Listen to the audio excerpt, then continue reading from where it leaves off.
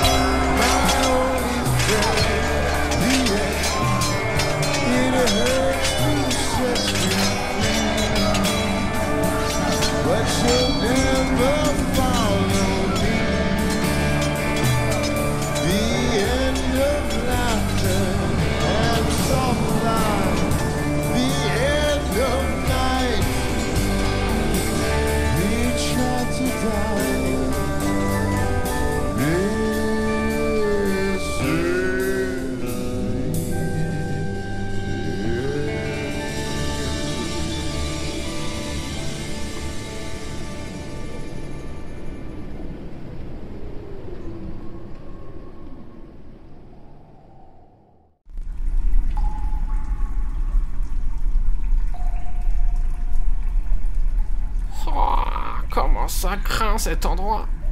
Ah, c'est pas vrai. Il est où? Il est dans quelle cage là? Oh, il est pas là non plus. Ah. Hey, Cavendish mon ami, quel plaisir de te revoir. Ça fait combien de temps, vieux loup-barbe? Oh ouais, dis donc, tu t'es pris une sacrée balafre, mon salaud. Tu t'es fait ça comment? Allez, raconte-moi un peu, quoi de neuf dans ta vie? Eh bien, comme tu peux le voir, j'ai comme nouveau logement un 4 blocs sur 7 avec une once d'humidité peu agréable. Ouais, j'ai constaté. Certains partent en vacances à la plage, toi tu t'es dit que tu serais mieux au frais, chacun son choix. Non, plus sérieusement, qu'est-ce que t'as foutu pour finir là? Crime de guerre. Crime de guerre? Oh, mais ouais, je suis débile, je te jure. J'ai entendu les rumeurs. C'est toi le capitaine qui a pris d'assaut le Nether. Gueule pas trop fort, Zaz. Pourquoi? C'est un secret? T'as peur que les chauves-souris nous écoutent ou quoi? Non, parce que tu me casses les oreilles. Le roi me prend pour responsable de la perte de notre armée. Alors j'ai pris pour 6 ans de détention et à moins qu'ils aient besoin de moi d'ici là, je sortirai pas avant. 6 piges, putain, c'est moche. C'est pas comme si tout le monde était mort en plus. Si? Zaz, j'avais le droit à recevoir une seule visite avant de subir ma peine. Et je t'ai pas choisi par hasard. Ah ouais, je capte. Tu veux que je fasse un de mes fameux tours de passe-passe pour te faire évader? Non, pas cela, j'assume mes responsabilités. En revanche, je vais avoir besoin de toi pour falsifier des documents. Je vais avoir besoin d'un peu plus de contexte et plus ou moins rapidement parce que j'ai le droit à pas plus de 20 minutes avec toi. Alors grouille, dis-moi tout. Qu'est-ce qui s'est passé?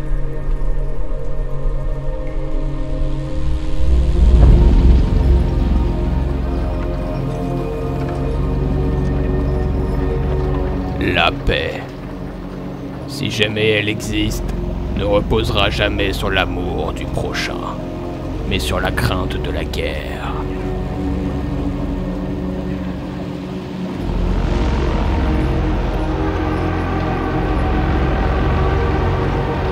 Avant que le roi fît le premier du nom mais qualifié pour mener les troupes dans le monde du Nether, je n'avais pas eu connaissance de véritable guerre.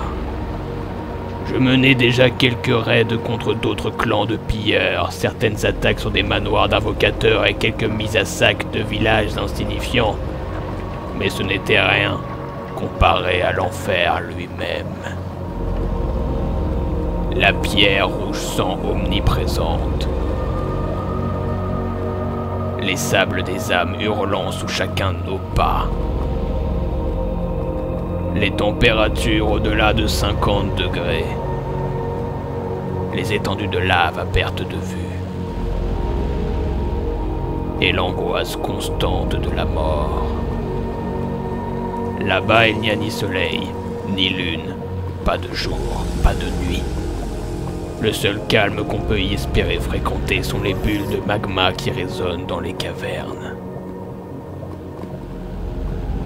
Sans grande surprise, la première année était la plus difficile. Beaucoup ont perdu la vie dans les éboulements alors qu'ils creusaient la roche à la recherche de notre butin. Et bien d'autres ne supportaient tout simplement pas l'atmosphère fiévreuse de ces terres. Le plus pénible est ce que nous avons découvert à nos dépens, c'est qu'au Nether, il est impossible de dormir. Il est accessible à tous de somnoler, mais les bras de Morphée nous sont fermés. En temps normal, quiconque ne peut s'endormir finit par périr épuisé, mais pas là-bas. Comme si ce monde avait établi des règles différentes des nôtres. Oublie tes cauchemars, oublie tes rêves, oublie le plaisir de s'éteindre sur un bon lit douillet et rembourré. Là-bas, tu ne pourras que subir ton esprit défaillant jour après jour. C'était ça le vrai fléau. La folie et la démence des guerriers dus au manque de sommeil. Un monde où je peux pas passer mon temps à effectuer ma passion favorite, la définition propre de l'enfer. Ce qui s'est avéré être surprenant en revanche, c'est que contrairement à nos attentes, les piglins n'étaient pas notre plus grande menace.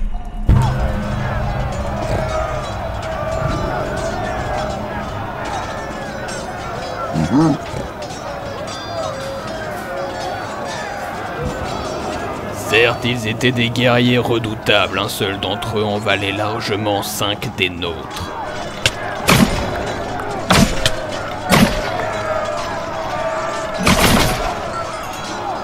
Mais ils combattaient sans stratégie, sans coordination, sans aucune tactique. Ils étaient trop primitifs pour égaler notre armée. C'est suite à ce constat que les premières nuances de doute se sont mises à se propager dans nos rangs. Car nous avions enfin réalisé que ce n'était pas une guerre que notre empereur avait déclarée. C'était une invasion. On passait bien plus de temps à abattre leurs familles ou leurs rejetons qu'à combattre leurs guerriers. Il est toujours plus aisé d'abattre ce que nous ne comprenons pas. C'est pour cette raison que notre armée a été renommée les Charognards. Parce qu'il était prétendu qu'avant même la confrontation, ceux qu'on affrontait étaient déjà morts. La deuxième année, nous n'étions plus qu'un quart de ce que nous étions auparavant. On le savait tous, le Nether et ses cavernes labyrinthiques allaient finir par avoir raison de nous.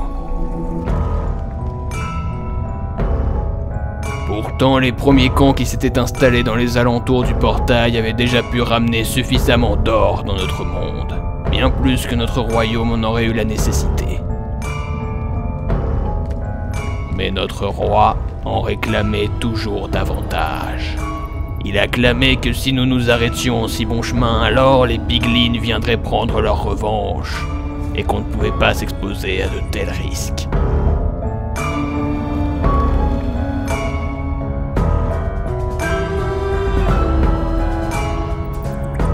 Bien sûr, nous savions pertinemment que ces demi-porcs n'essaieraient jamais une idiotie pareille.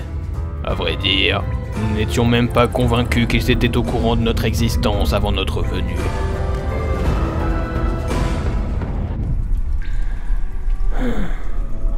Mais que veux-tu? Si t'es pas du royaume des pilleurs, tu ne peux pas saisir. Ils étaient tous sous l'emprise du roi. Pour eux, c'était le seul spécimen vivant de notre espèce qui a réussi à bâtir un empire aussi grand. Alors, même si tous ne songeaient qu'à déserter, fuir, retrouver le sommeil dans notre monde, l'ombre de notre empereur subsistait toujours sur leur prise de décision. Alors il leur est arrivé quoi? Ils sont quand même pas tous pendus. Patience, mon vieux compagnon de route. J'y viens.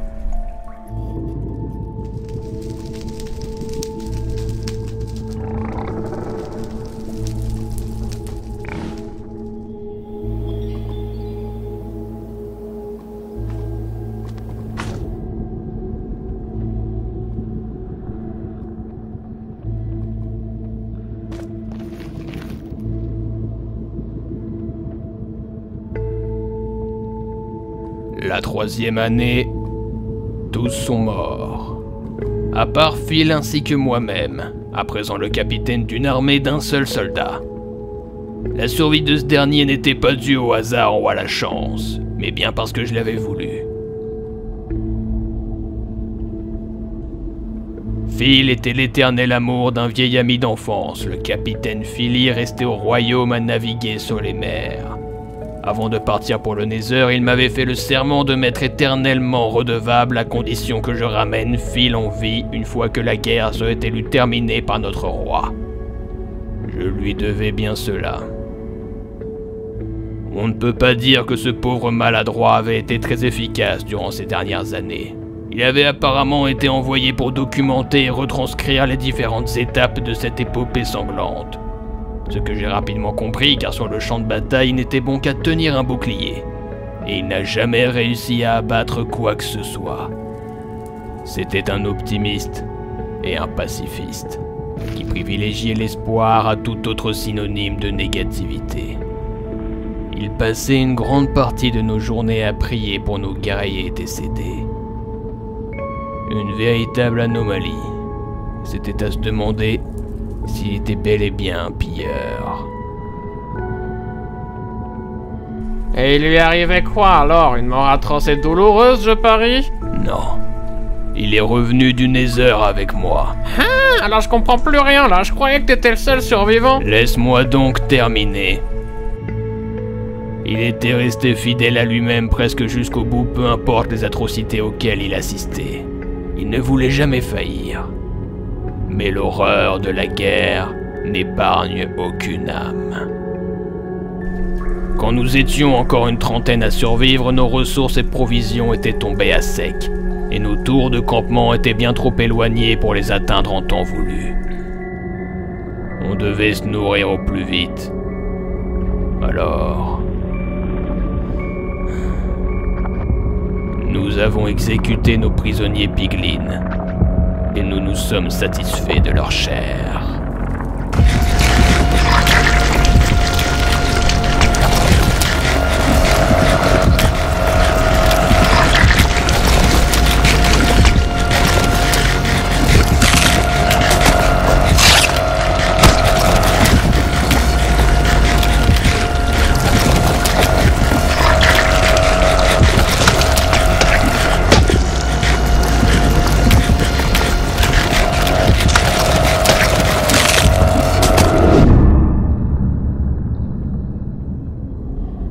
J'aimerais sincèrement prétendre que ça a été un choix difficile. Mais quand la faim et le manque de sommeil nous rongent jusqu'à l'os, il n'y a plus aucune notion rationnelle pour contenir notre démence. Ce qu'on ne pouvait pas savoir, c'est que leur viande véhiculait des bactéries nocives voire mortelles pour notre organisme. Phil et moi avons survécu grâce à des pommes dorées que je conservais. Mais il n'a plus jamais été le même depuis. Je pense que si je n'avais pas été présent pour le protéger, il aurait sauté dans la lave pour ne plus vivre avec ce qui s'est passé. Ah, bordel de chiottes, c'est horrible. Il m'est arrivé de survoler ces textes qu'il avait écrits sur notre guerre quand il avait le dos tourné. Selon lui, les piglins n'étaient pas si différents de nous. Ils essayaient simplement de survivre en protégeant les leurs des créatures nuisibles qui leur voulaient du mal. Et nous avons été les véritables monstres de leur histoire. Tout cela pour de l'or.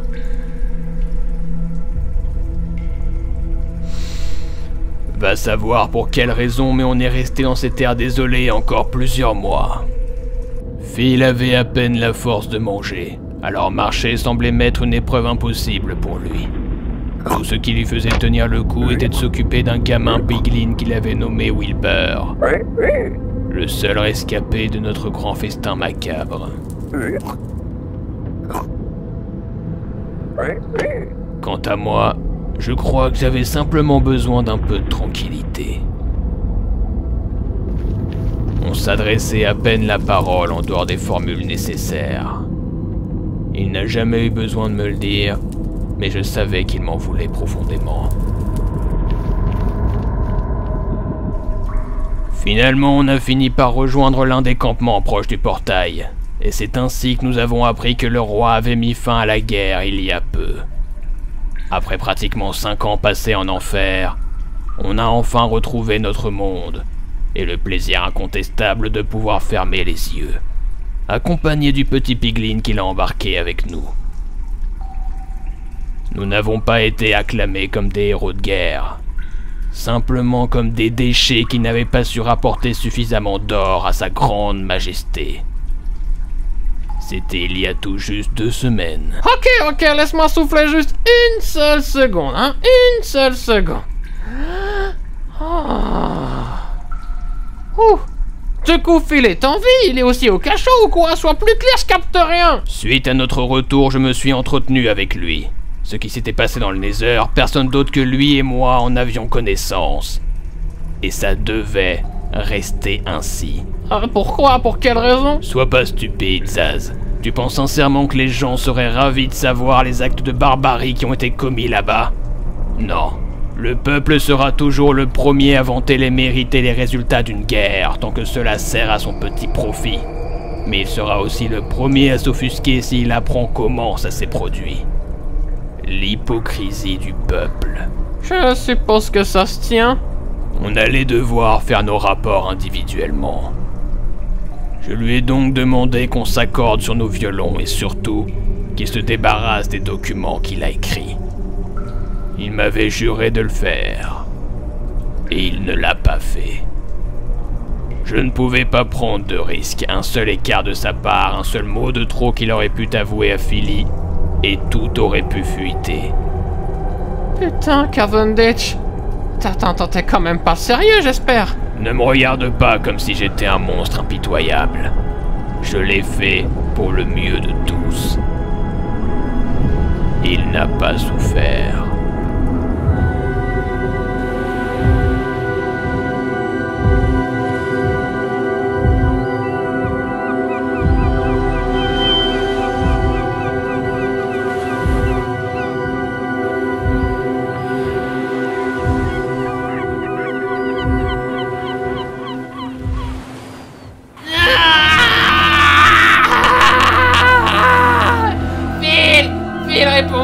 Phil, pourquoi t'as sauté? Pourquoi t'as fait ça, Phil? Reste avec moi, tu peux pas me laisser tout seul, Phil, je t'en supplie,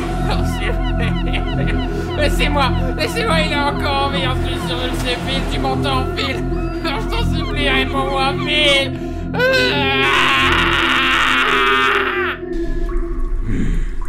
En tout cas, mes doutes étaient justifiés, car en fouillant ses affaires, je n'ai pas retrouvé ce qu'il avait écrit. Tout simplement, car il les avait déjà apportés au conseil. D'accord, accélère là, tu veux en venir où? Ils n'ont pas encore lu ces documents. Il a simplement été transféré à la salle des archives, il n'y a que le roi et sa garde qui ont l'autorisation d'y rentrer. Et cet enflure mégalomane n'a jamais eu la fibre d'un littéraire, il n'a pas le temps pour feuilleter des rapports. Mais je préfère assurer mes arrières. Use de tes dons d'illusionniste pour t'infiltrer et remplacer le livre de ces textes par celui-ci. T'as écrit un faux témoignage, enfin un faux rapport, un délire dans le genre? On peut dire ça. Il y a une grande part de vérité, sans les détails désobligeants. Oh la boulette. Quand je suis venu ici, j'espérais juste aider un vieux copain, pas me retrouver à soutenir un complot secret de je ne sais pas trop quoi. Je te demande pas de le faire gratuitement. Chez moi, derrière ma bibliothèque, se cache 1 kilo de redstone fraîchement conservé. Il est tout à toi. À condition, bien sûr, que tu remplisses ta part du marché. Oh non mec, non, je peux pas, j'ai essayé d'arrêter ces trucs-là, je sniffe plus cette poudre de merde, je suis clean depuis 3 jours, tu sais, et j'ai envie de continuer à me battre. Il y a un 2e kilo sous la paille de Wilbur. Oh, nom d'une émeraude. Voyons, Zaz, en souvenir de nos débauches passées, ne commence pas à faire ta sainte nitouche avec moi. Oh. 3 jours, c'est déjà pas mal, hein. Avons-nous un deal? Ouais, on a un deal, ouais. Alors fonce. Ah. Hé Zaz, tu sais très bien ce que je ferai en sortant, si tu oses me la faire à l'envers.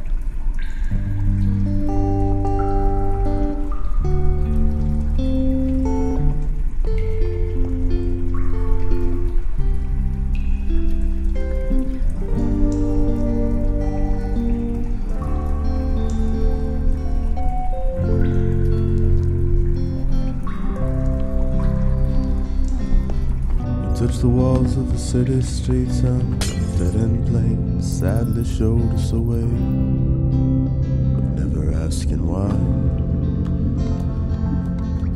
Cast down, it was heaven sent down to the church, no intent to repent, to my knees,